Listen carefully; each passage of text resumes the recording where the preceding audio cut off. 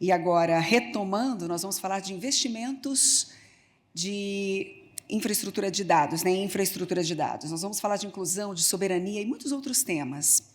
E, para começar, a gente vai entender um pouco mais sobre como as redes de telecomunicações estão sendo transformadas pela inteligência artificial e como isso mudará a forma como nós nos relacionamos com a conectividade. Então, para esse momento, nós vamos receber a CTO da Ericsson para o Cone Sul da América Latina, Andrea Faustino.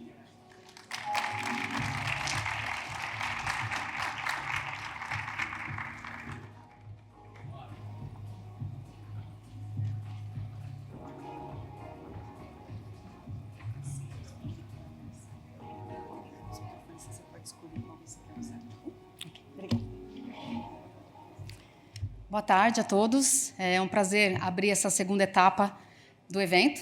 E eu vou trazer aqui hoje uma perspectiva relacionada à conectividade de rede, como essa rede vai evoluir e como, já que a gente está falando tanto de inteligência, né, como é que essa rede vai se tornar mais inteligente? Tanto sob a perspectiva da evolução atual, de como migrar das redes atuais para uma rede mais inteligente, como também de como escalar casos de uso e aplicações cada vez mais relevantes nesse cenário de inteligência artificial. Quando a gente fala em inteligência artificial, é muito comum a gente falar de modelos, de processamento em cloud, das aplicações em si, mas existe um componente-chave que está conectado com isso também, que é a infraestrutura que vai garantir que essas aplicações aconteçam, que essas aplicações sejam realizadas com o desempenho e com a característica necessária. É aqui onde está justamente o valor das redes móveis e da conectividade móvel, e como ela também tem que evoluir para garantir esse desempenho. Se a gente for pensar um pouquinho sobre como essa rede inteligente ela é composta, eu diria que ela é composta em duas dimensões. A primeira dimensão seria a dimensão de uma rede preparada para IA. O que é uma rede preparada para IA? É uma rede que vai justamente suprir todas as demandas e as características necessárias para que as aplicações rodem sobre ela, e essas aplicações elas vão rodar de uma maneira muito distribuída e com uma uniformidade muito diferente do que a gente está acostumado a lidar com as aplicações atuais, e, ao mesmo tempo, é uma rede que ela vai se operar por IA. Então, a IA está em duas dimensões dessa rede. Entregar inteligência artificial, entregar aplicações de inteligência artificial com desempenho, mas, ao mesmo tempo, operar baseada em inteligência artificial e automação que permita que essa entrega dessas aplicações seja feita de forma escalável, com bom desempenho e, principalmente, de uma maneira que seja cost efficient, né? De uma maneira que traga eficiência operacional. Então, são duas perspectivas sobre a mesma rede, ambas embasadas no conceito da inteligência artificial e da aplicação de inteligência artificial. Se a gente for trazer um pouquinho mais esse conceito do que significa suportar aplicações de inteligência artificial.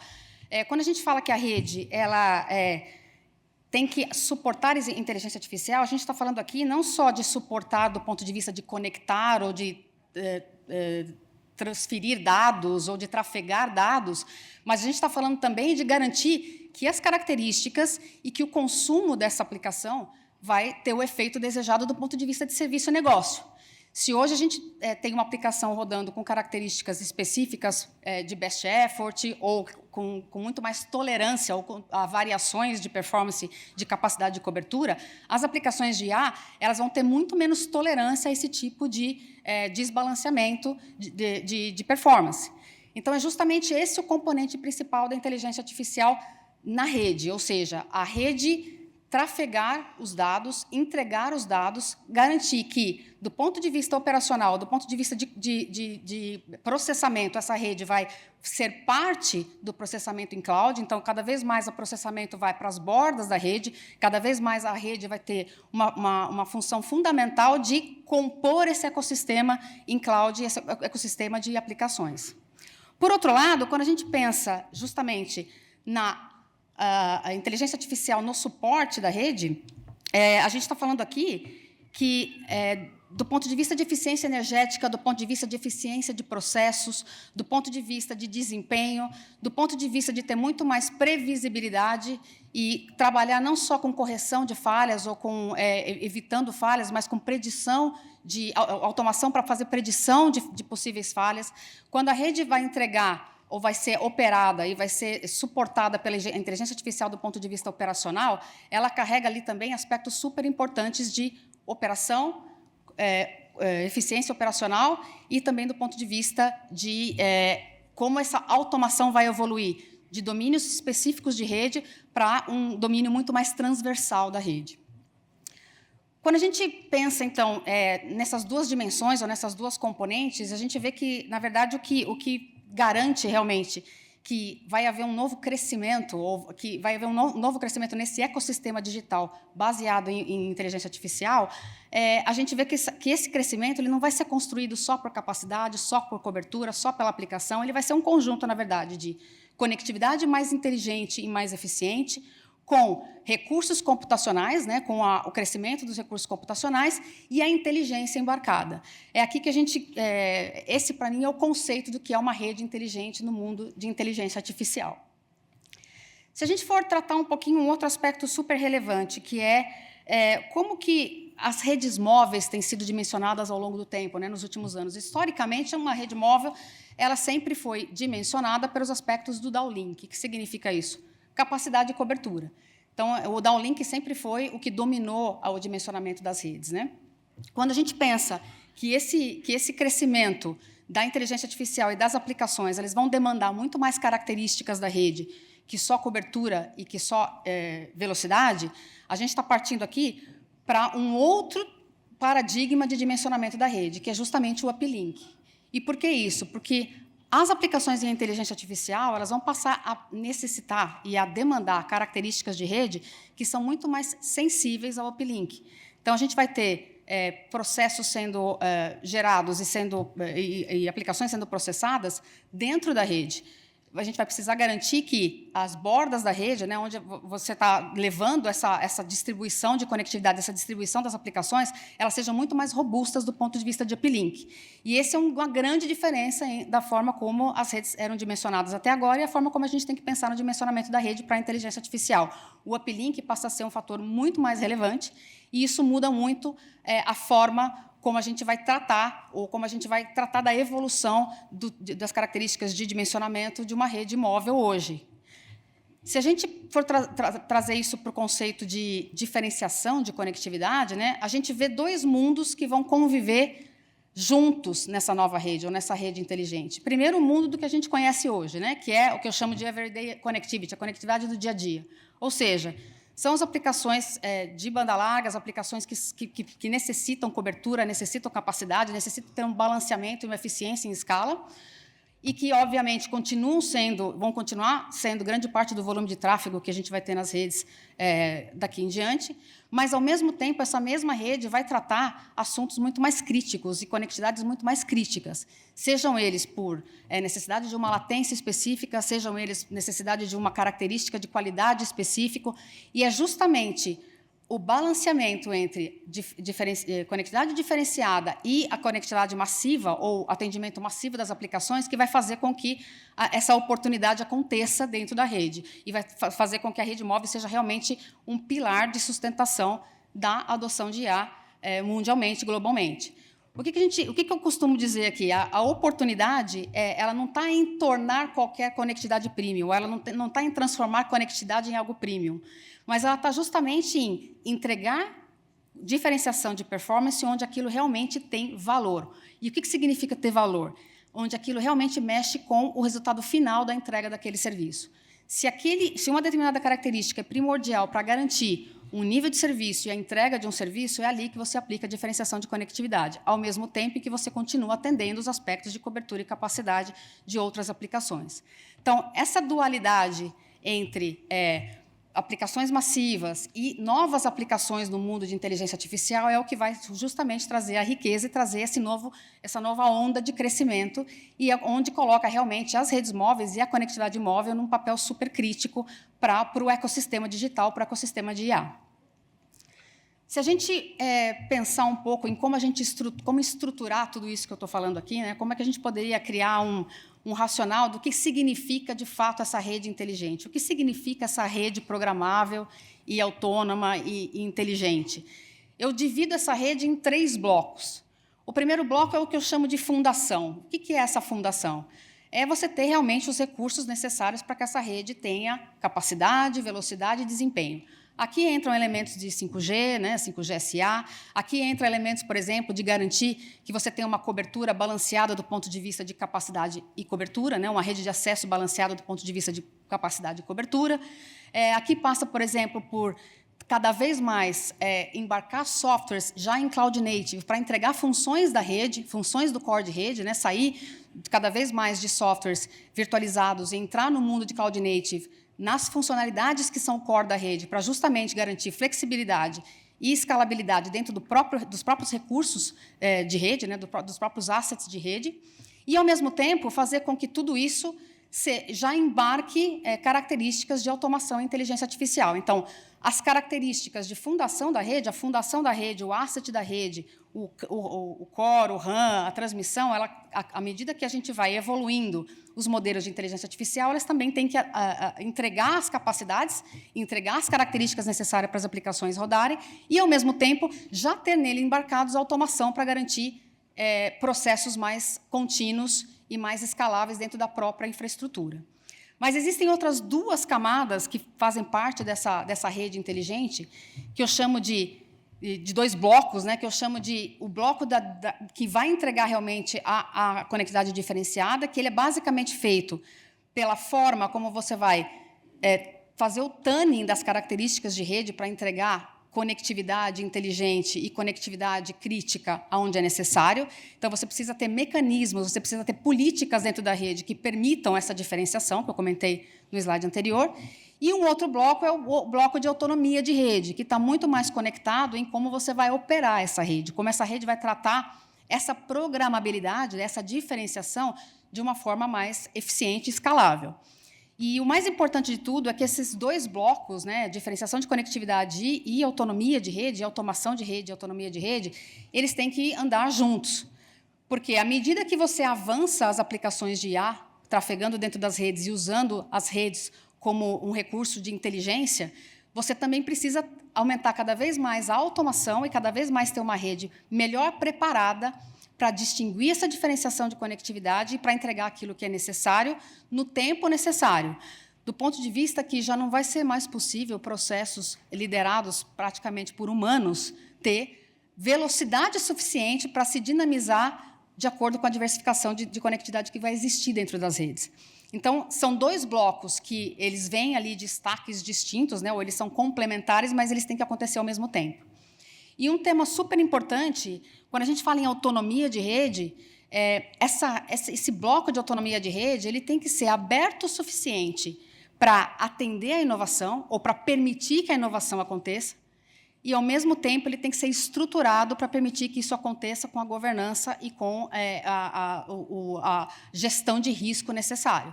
Então, ao mesmo tempo que você precisa abrir essa camada de automação, essa camada de autonomia, para que novos parceiros possam usar essa rede, para que novos parceiros possam prover mais autonomia, mais automação, você precisa garantir que esses parceiros, essas interfaces abertas, essa abertura também tenha estrutura e governança, por questões de desempenho, por questões de segurança e por questões de entrega do serviço fim a fim.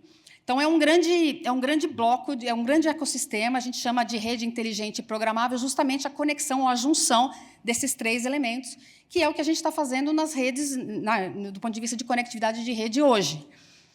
Uma coisa que é importante é que a gente não está começando do zero essa jornada, né, de trazer mais inteligência, trazer mais automação e mais autonomia para a rede. Isso é algo que vem acontecendo ao longo do tempo. A gente vem evoluindo tanto na camada de fundação, com cada vez mais aspectos da própria entrada do 5G como tecnologia, mas também da própria entrada de automação, processos cada vez mais automatizados e autônomos dentro dos próprios recursos de rede, como a gente tem também trabalhado em como garantir que você consegue orquestrar fim a fim, tanto do ponto de vista de recurso, né, de o que você vai consumir de asset da rede, quanto do ponto de vista de como você vai orquestrar do ponto de vista de serviço. Então, a junção de assets e características de rede importantes e preparadas para entregar o desempenho necessário da IA e a orquestração dessa rede fim a fim é o que vai permitir que isso se escale. E por que isso é importante? Porque, à medida que as redes vão se tornando mais programáveis, à medida que você vai embarcando características mais importantes e mais críticas nas aplicações que vão rodar sobre essa rede, mais complexo fica operar e gerenciar essas redes. E, quando eu digo complexo, eu não quero dizer complexo do ponto de vista negativo. A gente tem que trazer a automação e autonomia de rede e a complexidade, né? A gente tem que atender essa complexidade ou endereçar essa complexidade onde é o melhor local, a forma mais interessante de fazê-lo, que é justamente na forma como você vai fazer a arquitetura dessa rede. Mais do que embarcar automação em elementos isolados dentro da rede, você abrir essa rede e embarcar automação tanto nos elementos que compõem a base da rede, como nos elementos que compõem o ecossistema fim a fim de serviço, é essencial. E a automação de rede é o que vai permitir que realmente a gente consiga absorver essa complexidade com agilidade e com escala necessária para esse consumo cada vez mais importante de aplicações de inteligência artificial. Então, não é algo que eu digo, a gente vai apertar um botão e a rede vai ser autônoma e, do dia para a noite, ela vai passar a se gerenciar e se autotunear sozinha. Mas a gente precisa pensar em qual é a melhor arquitetura, por onde começar, quais são os aspectos de automação que você já tem que adotar na rede e amadurecendo esses aspectos de automação para que sejam cada vez mais autônomos. E você precisa também desenhar em que momento esses processos vão rodar de forma autônoma e onde que vai continuar sendo necessário a decisão humana sobre aspectos críticos da rede. Então, é um balanceamento entre automação, autonomia e gestão fim a fim, com humanos pensando no negócio. Então, é um pouco essa característica que a gente vê super importante. E a programabilidade ou a diversificação de conectividade com aplicações mais robustas, com aplicações que demandem mais da rede, ela não vai acontecer de uma forma eficiente sem a gente gerar cada vez mais autonomia para dentro da rede. Se a gente pensar um pouquinho, eu comentei, a gente já está embarcando alguns conceitos muito importantes de autonomia de rede nas redes hoje, seja do ponto de vista de estruturas de software e funções de rede, seja do ponto de vista de como a gente opera, né, de como a gente vai criar essas camadas de orquestração de serviço. Eu diria que a gente está num caminho que é uma jornada, um roadmap de automação e de autonomia de rede. Onde a gente já tem, nos dias de hoje, se a gente pensar como a rede é operada hoje, né, como as redes móveis são operadas hoje, a gente já tem camadas importantes de automação. Só que elas estão embarcadas dentro de processos específicos ou domínios específicos da rede. Então, você tem processos automatizando RAM, automatizando core, transporte, OSS, TI. O grande ponto aqui é como evoluir dessas camadas de automação isoladas para camadas de automação primeiro que se conversem e se coordenem entre si, porque, a partir daí, você já consegue tratar aspectos muito mais importantes para garantir a entrega de um serviço ou de um SLA do que, efetivamente, num domínio específico. E, a partir do momento que você consegue coordenar essas automações, é criar um outro layer, que é o layer de fazer com que essas automações aconteçam no que a gente chama de closed loop, ou seja, decisões, eu extraio dados da rede, eu avalio e eu tomo uma decisão automática sobre aquilo. Então, esse é um primeiro passo para você ter uma rede autônoma. E escolher em que domínios específicos isso vai acontecer e qual seria o melhor roadmap vai ser algo chave para justamente conseguir entrar nessa jornada de autonomia no timing correto. À medida que as aplicações de IA forem começando a consumir mais, forem começando a trazer mais complexidade, e você não tiver esse balanceamento entre automação e autonomia da operação da rede, vai ficar muito mais crítico e muito mais difícil escalar. Ou perder a janela de oportunidade de realmente escalar um caso de uso que foi interessante, que pode ser promissor. Eu não tenho dúvida que a gente tem casos de uso bastante interessantes, a gente tem em vários setores, em várias verticais, casos de uso que a gente já sabe que entregam algo importante e que tem potencial. O ponto de vista aqui não é se os use cases vão acontecer ou não, é como garantir que esses use cases acontecem de um ponto de vista escalável e de um ponto de vista seguro e robusto. Se a gente for pensar no que a gente chama de jornada da autonomia, né, passar do que a gente chama de rule-based operations, ou seja, operações mais estáticas para operações dinâmicas, é justamente o modelo que vai gerir todo o planejamento e toda a estratégia das operadoras hoje. E a gente teve, inclusive, nos blocos anteriores da manhã, uma preocupação muito forte nisso, né? Como que vai ser a minha jornada de IA? Como que vai ser a minha jornada para tornar essa rede mais inteligente? Em que momento eu vou conseguir me sentir preparado para começar a absorver essa complexidade e começar a tratar essa complexidade, ao mesmo tempo que os casos de uso e as aplicações de IA vão surgindo e vão se massificando. Se a gente for pensar aqui, olhando todos esses pilares, né, do que significa uma rede inteligente, uma fundação, garantir diversidade de conexão, garantir entrega de performance onde efetivamente vale a pena, ou tem valor, ou se entrega algo que realmente muda o negócio. E a jornada realmente de ter os processos rodando em cloud, ter a massificação da cloud, eu diria que a rede móvel ela passa não só a ser uma parte desse ecossistema, onde passam os dados, ou onde os dados são tratados para chegar num objetivo final, mas ela passa a ser realmente uma parte da arquitetura do ecossistema de inteligência artificial. Ele passa a fazer parte daquilo que realmente vai garantir o desempenho e a performance, e vai garantir que aquela explosão de aplicações de inteligência artificial que a gente comentou aqui no início do evento realmente aconteçam, tendo as redes móveis como fator relevante para essa entrega, para essa evolução.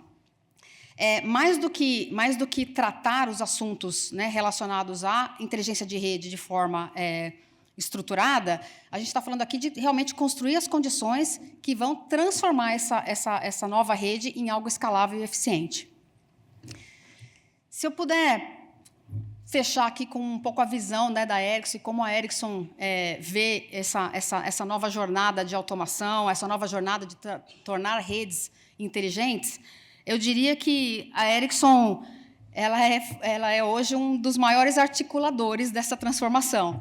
A Ericsson, esse ano, completa 150 anos, e, obviamente, já passou por muitas mudanças estruturais e muitas transformações, seja da fixa para móvel, seja do 2G até o 5G, e acho que seja da conectividade básica para essa conectividade mais crítica.